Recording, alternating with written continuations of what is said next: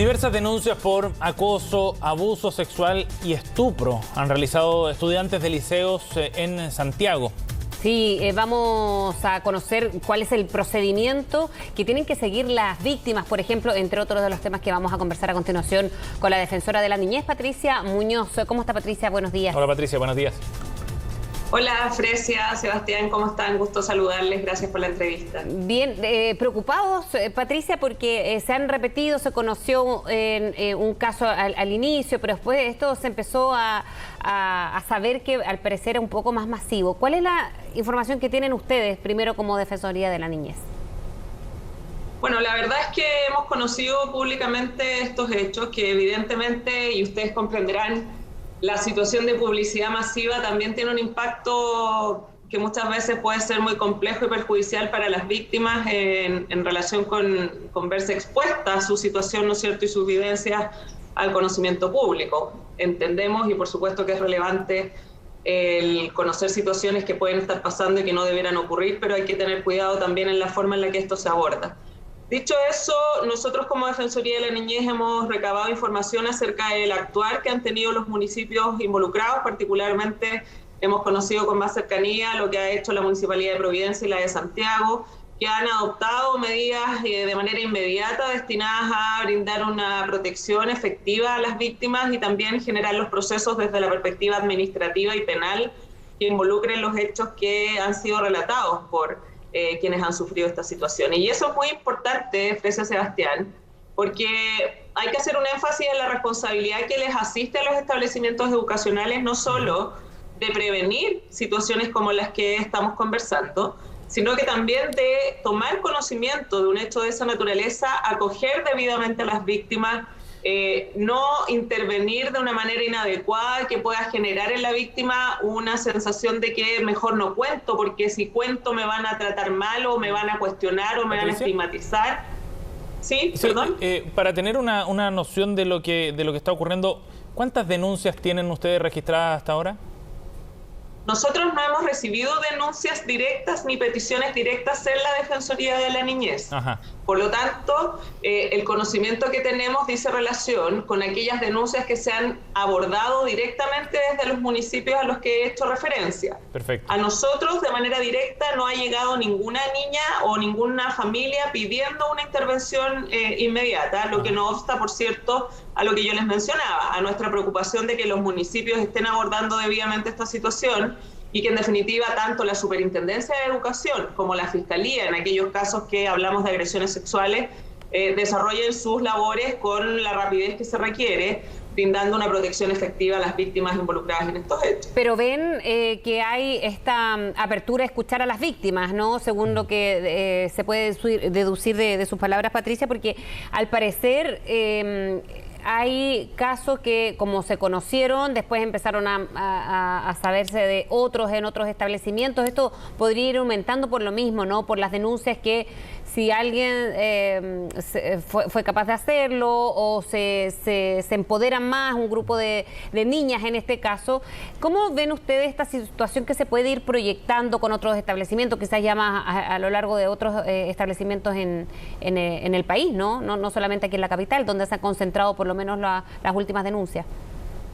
Sí, bueno, es evidente que cuando se observa de parte de las víctimas una acogida acorde a lo que implica una denuncia de esta naturaleza, es altamente probable que otras personas que pueden haber sido víctimas de hechos similares sientan la confianza para contar. Y eso es muy positivo, Fresia, ¿no? Porque de otra manera, cuando las víctimas observan espacios de impunidad, donde en definitiva nunca pasa nada, o si se contó alguna vez algún episodio y no fue atendido o acogido debidamente, sino que más bien yo como víctima resulté cuestionada o abandonada, es obvio que eso hace que quienes puedan haber vivido experiencias similares en definitiva no lo cuenten. Acá no estamos en ese escenario, eso es muy positivo, pero sí me parece importante, Fresia, Sebastián, hacer un punto en tener cuidado con la forma en la que esto se maneja, particularmente si ponemos énfasis en lo que conocemos habitualmente como estas funas, ¿no es cierto?, que se empiezan a hacer, porque muchas veces eso expone a personas que no necesariamente están involucradas en los hechos. Y la idea es que eso tampoco pase, porque eso también involucra, si es que hablamos de adolescentes, por ejemplo, denunciados, también puede involucrar una vulneración a derechos de quienes, no teniendo ningún tipo de participación, se ven inmersos en esta situación. Y también puede tener como consecuencia, como lo hemos visto en algunos casos, la estigmatización de una comunidad escolar completa. Exacto. Situación que, por cierto, no favorece ni a las víctimas ni a quienes hayan sido eventualmente los agresores, y lo que hace es dificultar aún más la forma de abordaje de esto. Y por eso yo ponía el énfasis al inicio en el tema de la publicidad de este tipo de cosas, porque para las víctimas ya es muy difícil exponerse, ¿no es cierto?, a tener que contar su vivencia ante personas que no conocen, esperando una acogida de vida. Pero si aquello además se empieza a potenciar públicamente, donde lo que me pasó empieza a ser de dominio público y no de dominio privado, eso también puede tener consecuencias en las víctimas que puedan ser muy perjudiciales y que hay que manejar con mucho cuidado desde ese punto de vista. Patricia, con ese contexto entonces, ¿cuál es el trabajo que viene ahora con los colegios, con los liceos, con los mismos alumnos también, para poder llevar adelante políticas, digamos, o prácticas más bien, más que políticas, prácticas de mediano, largo plazo para abordar estos temas? Sí, ahí sería bueno como recomendarle a los papás, a las mamás, que tengan presente que todos los colegios, independientes si son públicos o privados, debieran tener un protocolo de acción destinado a la prevención de situaciones de violencia al interior de los establecimientos, tanto relacionadas como con acoso, bullying, pero también a la prevención de situaciones relacionadas con agresiones sexuales o de otra índole. Además de focalizar el colegio el tema de la prevención, tiene que tener protocolos de actuación claros en aquellos casos en que no haya sido posible prevenir esas conductas y eso haya involucrado enfrentarnos a una situación de acoso, de maltrato o de alguna denuncia por un delito.